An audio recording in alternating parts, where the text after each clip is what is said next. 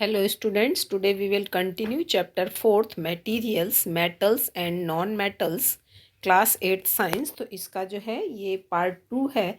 Part 1 में जो है इसमें मैंने जो है प्रॉपर्टीज़ मेटल और नॉन मेटल की जो फिजिकल प्रॉपर्टी थी वो आपके साथ जो है डिस्कस की थी। तो अभी ये जो है इसका जो है सेकेंड पार्ट है जिसमें कि अभी हम लोग जो है इसकी केमिकल प्रॉपर्टीज़ क्या होती हैं मेटल्स एंड नॉन मेटल्स की, वो इस वाले वीडियो में मैं आपके साथ डिस्कस करूंगी। तो chemical properties of metals and non metals, तो आप वन बाय वन करके देखेंगे। इसमें सबसे पहले देखेंगे कि रिएक्शन विथ ऑक्सीजन, मतलब जो मेटल्स और नॉन मेटल्स होते हैं वो ऑक्सीजन के साथ किस तरह से रिएक्ट करते हैं। तो इसको जो है आगे देखते हैं। You are familiar with the phenomena of rusting, आपने आयरन में जो है रस्ट लगते हुए देखा होगा। Recall the reaction which rust is form, मतलब रस्ट किस तरह से फॉर्म होती है। You had also performed in class 7 an activity of burning of magnesium ribbon in air, और आपने क्लास 7th में जो है एक एक्टिविटी में देखा था कि जो है बर्निंग ऑफ मैग्नीशियम रिबन का जो था वो किस तरह से एयर में बर्न होता था। You had learn that in both the process oxide formation takes place, तो इस तरह से जो रस्ट का बनना या फिर जो मैग्नीशियम एयर में जो जलता है उससे जो है किस तरह से ऑक्साइड जो है फॉर्म होते थे। Complete the following reaction of iron and magnesium with oxygen, तो अभी जो ऊपर जो रस्ट फॉर्मेशन की जो रिएक्शन है और जो मैग्नीशियम ऑक्साइड के फॉर्मेशन की रिएक्शन है वो यहाँ नीचे दी गई है, वो कंप्लीट करनी है। तो इसमें देख रहे हैं कि यहाँ पे जो है ये आयरन है, वो जब ऑक्सीजन मतलब हवा के कांटेक्ट में आता है और उस वो मॉइस्चर में रहता है, मतलब वाटर के साथ भी जो रिएक्ट करता है तो क्या क्या फॉर्म हो जाता है, रस्ट फॉर्म होती है। तो इसको जो है इसका फार्मूला जो है वो इस तरह से करेंगे कि 4Fe, मतलब 4Fe प्लस 3O2, अब ये जो है फिर वाटर के साथ रिएक्ट करेगा 2H2O, तो ये क्या बना लेगा, अब ये रस्ट बनाएगा। तो रस्ट का फार्मूला होगा ट्वाइस Fe2O3 डैश H2O। तो ये हमारा रस्ट का फार्मूला होगा, जो कि ये क्या है, हमारा आयरन ऑक्साइड है। अब ये जो है हमने यहाँ 4Fe3O2 और ट्वाइस H2O, ये 4 3 और 2 क्यों लिया है, ये अब आप आगे की क्लासेस में जो है आपको समझ में आएगा कि ये हमने जो है यहाँ पे रिएक्शन को बैलेंस करने के लिया है। आपको सिर्फ ये याद रखना है कि ये हमारा जो है रस्ट का फार्मूला है, जो कि हमारा क्या है, आयरन ऑक्साइड बोलते हैं।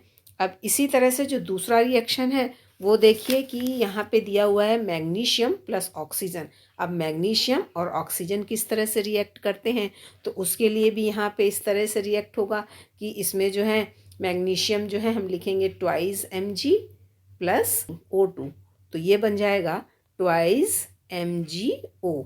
तो ये हमारा हो जाएगा मैग्नीशियम ऑक्साइड होगा। ये हमारा जो है मैग्नीशियम ऑक्साइड है और इसका कलर कैसा होता है, ये ब्लू कलर का होता है, और ये क्या है, मैग्नीशियम ऑक्साइड है। अब आगे देखते हैं एक्टिविटी 4.3। अब एक्टिविटी 4.3 में क्या किया गया है कि let us check the nature of rust formed as a result of the reaction between iron oxygen and water. जो अभी हमने रस्ट का जो आपको रिएक्शन बताई जिसमें कि आयरन ऑक्सीजन और वाटर तीनों चीज़ ऊपर रिएक्ट कर रहे थे, उसको जो है अब वो जो रस्ट बन रही है तो उसका जो है एक स्पून में कलेक्ट करना है और देखना है कि उसका नेचर कैसा है उस रस्ट का, वो एसिडिक है कि बेसिक है। इसको देखने के लिए क्या करेंगे, इस रस्ट को डिज़ोल्व कर देंगे very little amount of water, एक थोड़े से पानी में जो है स्पूनफुल रस्ट को लेके जो है पानी में डिज़ोल्व करेंगे। You will find that rust remain suspended in water. तो हम ऐसा देखते हैं कि जो रस्ट है वो पानी में पूरी तरह से डिज़ोल्व नहीं होती है, वो उसमें जो है सस्पेंडेड रहती है। तो फिर क्या करेंगे, सेक द सस्पेंशन वेल। अब उसको जो है सस्पेंशन को जो है अच्छे से जो है हिलाएंगे। Test the solution with red and blue litmus paper. तो जैसा आपको पता है कि कोई भी चीज़ एसिडिक है या बेसिक है, उसके लिए हमको जो है रेड और ब्लू जो दो तरह के लिटमस पेपर होते हैं उसकी हेल्प से उसको हम जो है पता लगा सकते हैं कि कोई भी चीज़ एसिडिक है या बेसिक है। अगर रेड लिटमस पेपर जो है ब्लू हो जाता है मतलब वो बेसिक है, ब्लू लिटमस पेपर रेड हो जाता है मतलब वो एसिडिक है। तो अब हम देखते हैं व्हाट डू यू ऑब्जर्व। तो अब यहाँ पे हम क्या, आप क्या देखते हैं, जो ये बना, जब हमने रस्ट को वाटर के साथ डिज़ोल्व किया तो पूछ रहा है कि वो एसिटिक होगा कि बेसिक होगा। तो यहाँ वाले डायग्राम में आप ये देख रहे हैं कि ये एक टेस्ट ट्यूब है जिसमें कि यहाँ पे जो है रस्ट को 1 स्पून रस्ट को जो है कुछ वाटर में डिज़ोल्व किया गया और ये हमारा रस्ट का सस्पेंशन है। फिर इस रस्ट के सस्पेंशन को यहाँ पे थोड़ा सा लिया गया है और इसको जो है रेड लिटमस पेपर से जो है टेस्ट किया गया है। तो जो ये रेड लिटमस पेपर से जब इसको टेस्ट करते हैं तो ये क्या हो जाता है, ब्लू कलर का हो जाता है। तो हमें इस तरह से हम कह सकते हैं ये जो रस्ट है इसका नेचर क्या होगा, बेसिक नेचर का होगा, क्योंकि ये रेड लिटमस पेपर जो है यहाँ पे ब्लू कलर का हो रहा है। अब आगे देखते हैं, do copper also get rusted. यहाँ पे पहली पूछ रही है कि जो कॉपर है क्या वो भी रस्ट हो जाता है। I have seen A greenish deposit on the surface of copper vessels. जो कॉपर के वेसल्स होते हैं उनके ऊपर जो है हरे हरे रंग का जो है सरफेस थोड़े दिन के बाद दिखाई देने लगता है। तो अब वो क्या होता है, जो ग्रीनिश पैसेज होते हैं उस पैचेस उसमें हो जाते हैं। तो यहाँ देखेंगे, when a copper vessels is expose to a moist air for long. अगर कॉपर का जो वेसल है बहुत लंबे समय तक एयर में छोड़ दिया जाता है, it acquires a dull green coating. तो उसके ऊपर एक डल ग्रीन कलर की कोटिंग आ जाती है। The green material is a mixture of copper hydroxide. मतलब ये जो ग्रीन मिक्स जो बना है उसके ऊपर कोटिंग है वो किस, उसमें क्या क्या चीज़ होती हैं, उसमें होता है a mixture of copper hydroxide जिसका कि फार्मूला है CuOH का whole twice and copper carbonate CuCO3। तो इन दोनों चीज़ों को जो मिला के जो बनता है वो हमारा क्या होता है, वही ग्रीन कलर की जो कोटिंग है उसके ऊपर आती है। तो अब इसका यहाँ पे फार्मूला दिया है, ये जो कॉपर है जब ये हमारी मॉइस्ट एयर में खुला छोड़ दिया जाता है, twice Cu plus H2O plus CO2, ये H2O प्लस CO2 ये क्या है, मॉइस्ट एयर हो गई। और ऑक्सीजन में जब खुला छोड़ दिया गया तो कॉपर हाइड्रोक्साइड और ये जो कॉपर कार्बोनेट बन रहा है यही जो है उसके ऊपर ग्रीन जो है कलर उसका दिखाई देता है। Now recall the activity of burning of magnesium. अब जो एक्टिविटी जो मैग्नीशियम रिबन को जो बर्न करने की थी, the S obtained on burning. Magnesium का जो भी हमने ऊपर फार्मूला बताया था, मैग्नीशियम ऑक्साइड बनता है, उसकी जो है एस को लेंगे डिजॉल्व इन वाटर और उसको भी पानी में जो है वाटर में डिजॉल्व करेंगे और उसको भी टेस्ट करेंगे कि उसका नेचर एसिटिक है कि बेसिक है। इज द सोल्यूशन एसिटिक और basic, how do you ascertain this. अब आपको किस तरह से आप पता लगा सकते हैं, तो उसी तरह से पता लगाएंगे। रेड और ब्लू लिटमस पेपर से you must have observe that the red litmus paper turns blue. तो इसमें क्या होता है, रेड लिटमस पेपर जो है वो ब्लू कलर का हो जाता है। So oxide of magnesium is also basic in nature. तो हम ये देखते हैं कि जो हमारा मैग्नीशियम ऑक्साइड है उसका भी नेचर कैसा होता है, बेसिक होता है। तो अब हम कह सकते हैं in general magnesium oxide are basic in nature. तो अभी हमने जितनी एक्टिविटी करी उससे हम इन जनरल बोल सकते हैं कि जो मेटल के जो ऑक्साइड होते हैं उनका नेचर कैसा होता है, बेसिक होता है। Let us now observe the reaction of non metal. अभी हमने मेटल का देखा कि ऑक्सीजन के साथ कैसा रिएक्शन होता है, अब हम नॉन मेटल्स का देखेंगे कि वो जो है ऑक्सीजन के साथ किस तरह से रिएक्ट करते हैं। उसके लिए यहाँ पे एक्टिविटी जो है 4.4 दी गई है। Take a small amount of powdered sulphur in a deflagrating spoon and heat it. इसमें जो है थोड़ा एक हमको स्पून में जो है क्या लेना है, पाउडर सल्फर लेना है और उसको हीट करना है। अब अगर ये वाली डिफ्लैग्रेटिंग जो है स्पून आपके पास नहीं है तो जैसा कि यहाँ पे डायग्राम में दिखाया गया है, एक किसी भी बॉटल की जो है कैप को लेकर उसमें जो है इस तरह से वायर बना के आप इसको बना सकते हैं। वैसे जो स्पून होती है जो हमारी वो इस तरह की होती है डिफ्लैग्रेटिंग स्पून, जो इस एक यहाँ पे और एकदम इसमें सीधा सा जो है रॉड होती है। अगर ये अवेलेबल नहीं है तो फिर आप इसको जो है बॉटल की कैप से भी बना सकते हैं। You may take a metallic cap of any bottle and wrap a metallic wire around it and give it the shape of spoon in figure। जैसा कि फिगर में जो स्पून का शेप दिखाया गया है उसको आप उस तरह से भी बना सकते हैं। As soon as sulfur start burning, जैसे ही सल्फर जो है बर्न करना शुरू करेगा तो क्या करेंगे, introduce the spoon into the gas jar. तो उस वाले स्पून को हम किस में रख देंगे, गैस जार में, या फिर ग्लास जो टम्बलर लिया है उसमें हम रख देंगे। Cover the tumbler with lid, और इस टम्बलर को जो है लिड से कवर कर देंगे। Ensure that the gas produce does not escape, और इस बात का ध्यान रखेंगे जो गैस उसमें प्रोड्यूस हो रही है ग्लास टम्बलर में वो बाहर नहीं निकलनी चाहिए। Remove the spoon after some time, और स्पून को जो है कुछ देर के बाद बाहर निकाल लेंगे। Add a small quantity of water into the tumbler and quickly replace the lid, और उसमें क्या करेंगे कि थोड़ा सा जो है पानी ऐड करेंगे टम्बलर में, and quickly replace the lid, और उसकी जो लिड है उसको हटा देंगे। सेक द टम्बलर वेल, और जो टम्बलर जो हमने लिया है उसको अच्छे से हिलाएंगे। Check the solution with red and blue litmus paper, और इस वाले सोल्यूशन को भी जो है रेड और ब्लू लिटमस पेपर से हम चेक करेंगे। तो यहाँ पे डायग्राम आप देख रहे हैं बर्निंग ऑफ सल्फर पाउडर का। यहाँ पे जो है स्पून में ये सल्फर ली गई है और इसको जो है इसके अंदर डाल दिया गया है, और जो जब ये जो है क्या होने लगती है, बर्न होने लगती है, तो इसको हम ग्लास टम्बलर के अंदर डाल देते हैं और उसके बाद उसको जो है पानी में डिज़ोल्व करके देखते हैं। तो जैसा कि यहाँ पे ये दिखाया गया है, पानी में डिज़ोल्व करने के बाद उसको जो है रेड और ब्लू लिटमस पेपर से चेक करके देखते हैं कि अब इसका नेचर क्या होगा। तो अब यहाँ पे हम देखेंगे कि ये जो ब्लू लिटमस पेपर है वो क्या हो जाता है, रेड हो जाता है। तो इसका नेचर कैसा होगा, जब ब्लू लिटमस पेपर रेड हो जाएगा मतलब इसका नेचर होगा एसिडिक इन नेचर। अब आगे देखते हैं। अब यहाँ 4.4 वाली टेबल में metals and non metals in acid and base, यहाँ पे कुछ दिए गए हैं कि यहाँ पे जैसे कि नेम ऑफ बेस लिखा है उसमें कौन सा मेटल है, यहाँ पे नेम ऑफ एसिड लिखा है जैसे कि सल्फ्यूरिक एसिड उसमें सल्फर है, कैल्शियम हाइड्रोक्साइड इसमें कैल्शियम। इसी तरह से आपको यहाँ पे कुछ बेसिस के नाम लिखने हैं और उसमें कौन सा मेटल है, कुछ एसिड्स के नाम लिखने हैं और उसमें कौन से जो है नॉन मेटल है, वो इसको टेबल को आपको अपने आप से फिल करना है। The name of the product formed in the reaction of sulphur and oxygen is sulphur dioxide. तो अभी जो हमने पीछे एक्टिविटी जो अभी करी सल्फर वाली, उसमें जो है एक्टिविटी 4.4 में उसमें जो है क्या प्रोड्यूस होता है, जब सल्फर जो है ऑक्सीजन के साथ रिएक्ट करती है तो सल्फर डाइऑक्साइड गैस बनती है। When sulphur dioxide dissolve in water, और जब उस सल्फर डाइऑक्साइड को हम वाटर के साथ डिजॉल्व करते हैं तो सल्फ्यूरस एसिड बनता है। और इसीलिए जो अभी हमने पीछे बताया कि उसका जो नेचर क्या होगा वो एसिडिक होगा। The reaction can be given below, और इसकी जो है रिएक्शन नीचे दी गई है। यहाँ पे देख रहे हैं कि सल्फर डाइऑक्साइड, ये जो है सल्फर डाइऑक्साइड जो है जब वाटर के साथ, सल्फर जब ऑक्सीजन के साथ रिएक्ट करती है सल्फर डाइऑक्साइड बनाती है, फिर वो वाटर के साथ रिएक्ट करके जो है सल्फ्यूरस एसिड बनाती है। The sulphurous asset turns blue litmus paper red.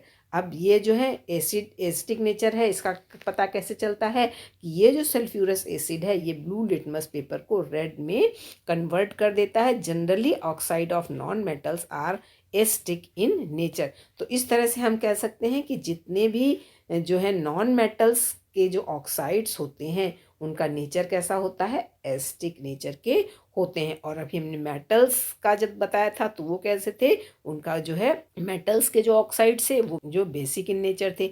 Recall the name of some of the laboratory acid and base you have read in class 7। जो आपने कुछ एसिड और बेस को जो क्लास 7 में पढ़ा है उनको आप ऊपर वाली जो टेबल है 4.4 उसमें जो है उनके नाम लिखने हैं जैसा कि अभी हमने बताया, और जो है उसको फिल करना है। अब आगे देखते हैं रिएक्शन विथ वाटर। अब जो है मेटल्स और नॉन मेटल्स का वाटर के साथ कैसा रिएक्शन होता है उसको अब हम देखेंगे। Let us see how metals and non metals react with water.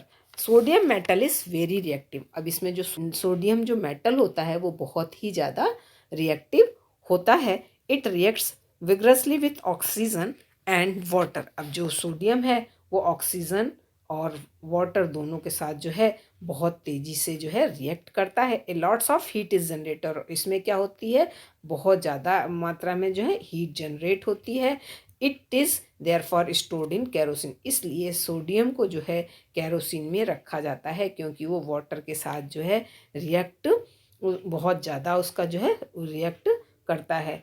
तो ये भी क्वेश्चन यहाँ से पूछा जा सकता है। अब यहाँ पे देखते हैं एक्टिविटी 4.5। इसमें क्या बताया गया है, to be demonstrated by the Teacher, during the demonstration, special care should be taken that the size of the sodium metal piece is roughly the size of the wheat grain. अब इस वाली activity में जो हमें sodium का piece लेना है वो इतना छोटा लेना है जैसे कि व्हीट ग्रेन का साइज होता है. It should be held with pair of tongue, और उसको जो है हाथ से पकड़ना नहीं है. टेक 250 ml वीकर या फिर glass tumbler, fill half with water. हमको 250 ml का वीकर या फिर ग्लास टम्बलर लेना है और उसको जो है आधा पानी से भर देना है. Now carefully cut a small piece of sodium, और जो है बहुत ही सावधानी से एक छोटा सा जो है सोडियम का पीस हमको कट करना है. Dry it using filter paper and wrap it in a small piece of cotton. अब इसको जो है फिल्टर पेपर से जो है ड्राई कर देना है और उसको जो है एक जो कॉटन के पीस में जो है रैप करना है. Put the sodium piece wrapped in cotton into the beaker, और उसी रैप किए हुए सोडियम के पीस को जो है हमको क्या करना है, उसमें रखना है. ऑब्जर्व केयरफुली, और उसको ध्यान से देखना है. During observation keep away from weaker, और उस समय आपको वीकर से थोड़ा दूर रहना है. व्हेन रिएक्शन स्टॉप, और जब रिएक्शन जो है पूरी तरह से ख़त्म हो जाती है तो क्या करेंगे. व्हाट डू यू फील, तो आप क्या फील करते हैं. Has the beaker become hot, क्या जो वीकर है वो गर्म हो जाता है. Test the solution with red and blue litmus paper, और फिर से इस वाले को जो सोल्यूशन इसमें बनता है उसको जो है रेड और ब्लू लिटमस पेपर के साथ हम टेस्ट करेंगे. इज़ द सोल्यूशन एसिडिक और बेसिक, तो इसमें जो सोल्यूशन बन रहा है वो कैसा होगा, वो एसिडिक होगा कि बेसिक होगा. तो इसको देखने के लिए हम यहाँ देखेंगे कि सोडियम को जो है हमने जो जब वाटर के साथ रिएक्ट कराते हैं तो इसका रिएक्शन किस तरह से होता है. इसमें हमने क्या किया है, सबसे पहले सोडियम लिया है, तो सोडियम का फार्मूला होता है Na. उसको हमने किसके साथ रिएक्ट कराया, वाटर के साथ. तो यहाँ पे जब सोडियम वाटर के साथ रिएक्ट होता है, अब यहाँ पे 2 लगा देंगे क्योंकि जो इसमें रिएक्शन होती है उसको बैलेंस करने के लिए ऐसा हम लोग करते हैं. तो यहाँ पे क्या बन जाएगा, ट्वाइस NaOH, मतलब सोडियम हाइड्रोक्साइड बनेगा और क्या होगा, हाइड्रोजन गैस निकलेगी. तो ये जो सोडियम हाइड्रोक्साइड है ये क्या होता है, ये इसको हम लोग कास्टिक सोडा भी बोलते हैं, और ये सोडियम हाइड्रोक्साइड होता है जो कि बेसिक इन नेचर होता है. तो अब जैसा कि यहाँ पे पूछा गया कि इसका जो सोल्यूशन बन रहा है वो कैसा होगा, तो हम कह देंगे कि इसका जो नेचर है वो कैसा होता है, बेसिक नेचर का होता है. और बेसिक नेचर का होता है इसलिए इसमें क्या होगा, इसमें जो है रेड लिटमस पेपर जो है ब्लू कलर का हो जाएगा. अब आगे देखेंगे. You observe that sodium react vigorously with water, तो इस तरह से हम देखते हैं कि सोडियम जो है बहुत तेज़ी से जो है वाटर के साथ रिएक्ट करता है. Some other metals do not do so, और कुछ जो दूसरे मेटल हैं वो ऐसा नहीं करते हैं. For example iron react with water slowly, जैसा कि दूसरा एग्जांपल जो आयरन है वो वाटर के साथ उसका जो रिएक्शन होता है बहुत धीरे धीरे होता है, और जब आयरन बहुत दिनों तक जो है बाहर रखा रहता है तभी उसमें रस्ट लगती है, उसका जो है रिएक्शन बहुत फास्ट नहीं होता है. Generally non metals do not react with water. अभी हमने मेटल्स का देखा कि वाटर के साथ किस तरह से रिएक्ट करते हैं, लेकिन जो नॉन मेटल्स होते हैं जनरली वो वाटर के साथ रिएक्ट नहीं करते हैं. दो दे में be very reactive in air, और ये जो है हवा जो एयर में है उनके साथ ये बहुत ज़्यादा जो है रिएक्ट करते हैं. Such non metals are stored in water, इसलिए अब ये जो है एयर के साथ जो है बहुत ज़्यादा रिएक्ट करते हैं, इसलिए ऐसे नॉन मेटल्स को किस में स्टोर करेंगे, वाटर में, क्योंकि ये वाटर के साथ रिएक्ट नहीं करते हैं. For example phosphorus is very reactive non metal. Phosphorus जो है बहुत ही जो है ज़्यादा रिएक्टिव नॉन मेटल है. It catches fire if expose to air, अगर इसको हवा में खुला छोड़ दिया जाए तो इसमें जो है आग लग जाती है. To prevent the contact of phosphorus with atmospheric oxygen it is stored in water. तो हवा जो हमें इसको एटमॉस्फेरिक ऑक्सीजन से बचाने के लिए फास्फोरस को हमको वाटर में रखना पड़ता है. तो इस तरह से ये भी जो है आपको याद रखना है कि फास्फोरस को हम लोग किस में स्टोर करते हैं, वाटर में स्टोर करते हैं. अब आता है रिएक्शन विथ एसिड. अब जो मेटल्स और नॉन मेटल्स हैं वो जो है एसिड के साथ किस तरह से रिएक्ट करते हैं वो अब हम लोग आगे देखेंगे. तो let us see how metals and non metals behave with acid. अब एसिड के साथ इनका बिहेवियर कैसा होता है उसको आगे देखेंगे. Is there a difference in the way metals and non metals react with acid. मतलब जब मेटल्स और नॉन मेटल्स जो रिएक्ट करते हैं तो उनमें क्या कोई डिफरेंस होता है, उनमें जो रिएक्शन होता है वो क्या कुछ अलग अलग तरह का होता है। तो what could the pop sound in some cases be due to when burning matchstick is brought near the mouth of the test tube। तो जब ये वाले जो मेटल्स और नॉन मेटल्स हैं जब वो एसिड के साथ रिएक्ट करते हैं तो उसमें जो है उस टेस्ट ट्यूब में जो है अगर उसके पास एक जो है मैचस्टिक लाते हैं तो उसमें जो पॉप साउंड हमको जो सुनाई देती है, you must have found that non metals generally do not react with acid. तो हम ये देखते हैं कि जो नॉन मेटल्स होते हैं वो जनरली जो है एसिड के साथ रिएक्ट नहीं करते हैं, but metals react with acid and produce hydrogen gas. लेकिन जो मेटल्स होते हैं वो जो है एसिड के साथ रिएक्ट करते हैं और हाइड्रोजन गैस इसमें प्रोड्यूस होती है, that Burns with A pop sound, जो कि बर्न होती है और उसमें एक तरह की आवाज़ निकलती है पॉप साउंड की। You must have notice that copper does not react with dilute hydrochloric acid. तो आप ये नोटिस करेंगे कि जो कॉपर होता है वो डाइल्यूट हाइड्रोक्लोरिक एसिड मतलब HCl के साथ रिएक्ट नहीं करता है, इवन ऑन हीटिंग, अगर हम उसको गर्म भी कर दें, but it reacts with sulphuric acid. लेकिन जो है ये सल्फ्यूरिक एसिड के साथ रिएक्ट कर जाता है। अब आता है रिएक्शन विथ बेस। अब बेस के साथ किस तरह से इसका रिएक्शन होता है वो देखेंगे।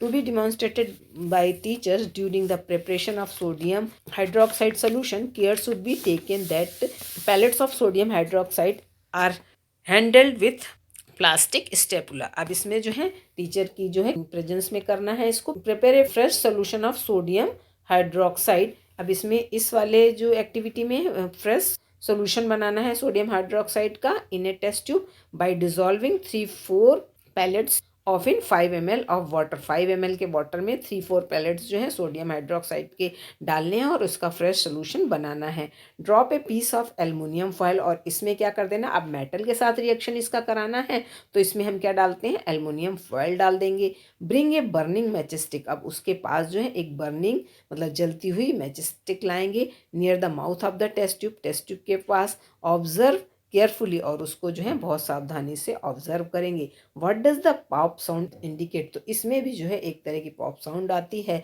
जो कि ये बताती है कि इसमें जो है हाइड्रोजन गैस निकलती है। As before the pop sound indicate the presence of hydrogen gas, तो ये जो साउंड है ये हमारे बताती है कि इसमें जो हाइड्रोजन गैस जो है निकल रही है। Metals react with sodium hydroxide to produce hydrogen gas, जब मेटल्स जो हैं सोडियम हाइड्रोक्साइड के साथ रिएक्ट करते हैं तो हाइड्रोजन गैस प्रोड्यूस होती है। Reaction of non metals with base are complex, और जो नॉन मेटल्स का बेस के साथ जो रिएक्शन है वो बहुत ही कॉम्प्लेक्स होता है। तो अभी ये वीडियो हम आज यहीं तक डिस्कस करेंगे। इसके जो आगे का हम पार्ट बनाएंगे उसमें जो है डिस्प्लेसमेंट रिएक्शंस क्या होते हैं उसके बारे में हम आपके साथ डिस्कस करेंगे। चैप्टर जो है बहुत इंपॉर्टेंट है और इसको जो है आप लोग बहुत ध्यान दे के पढ़िएगा, वीडियो को भी बहुत अच्छे से देखिएगा। और ये वाली जो टेबल है reaction of metals and non metals with acid, ये जो है आपको जो है करके देखनी है कि इसमें क्या होता है कि मतलब अलग अलग जो मेटल्स और नॉन मेटल्स दिए गए हैं यहाँ पे उनका जो है जब वो डाइल्यूट हाइड्रोक्लोरिक एसिड के साथ रूम टेम्परेचर में या वार्म जब उसको करा जाता है तब उनका रिएक्शन कैसा होता है, या फिर reaction of dilute sulphuric acid में जब मेटल और नॉन मेटल रिएक्ट करते हैं तो क्या होता है। तो ये आपको टेबल जो है अपने आप जो है देख लेनी है। तो इस तरह से इस वीडियो को अच्छे से देखिएगा और जो है चैप्टर को भी अच्छे से पढ़िएगा। अगर आपको कहीं कोई प्रॉब्लम लगती है तो वो आप मेरे साथ डिस्कस कर सकते हैं। Thank you.